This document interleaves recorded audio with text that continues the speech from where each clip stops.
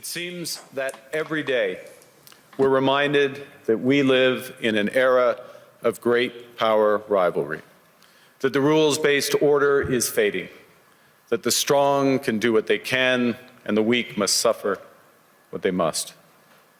And this aphorism of Thucydides is presented as inevitable, as the natural logic of international relations reasserting itself.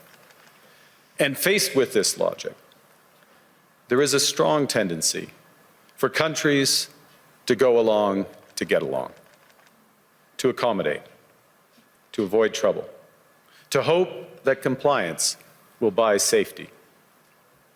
Well, it won't. Let me be direct. We are in the midst of a rupture, not a transition. Over the past 2 decades, a series of crises in finance, health, energy, and geopolitics have laid bare the risks of extreme global integration. But more recently, great powers have begun using economic integration as weapons. Tariffs as leverage, financial infrastructure as coercion, supply chains as vulnerabilities to be exploited. On Arctic sovereignty, we stand firmly with Greenland and Denmark and fully support their unique right to determine Greenland's future.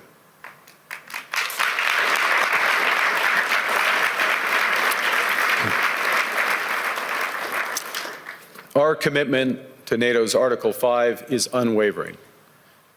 So we're working with our NATO allies, including the Nordic-Baltic Gate, to further secure the alliance's northern and western flanks, including through Canada's unprecedented investments in over-the-horizon radar, in submarines, in aircraft, and boots on the ground, boots on the ice. Canada strongly opposes tariffs over Greenland and calls for focused talks to achieve our shared objectives of security and prosperity in the Arctic. Argue the middle powers must act together because if we're not at the table, we're on the menu.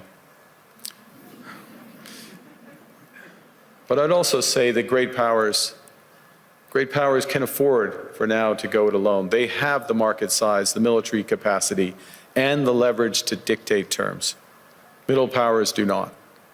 But when we only negotiate bilaterally with a hegemon, we negotiate from weakness. We accept what's offered. We compete with each other to be the most accommodating. This is not sovereignty.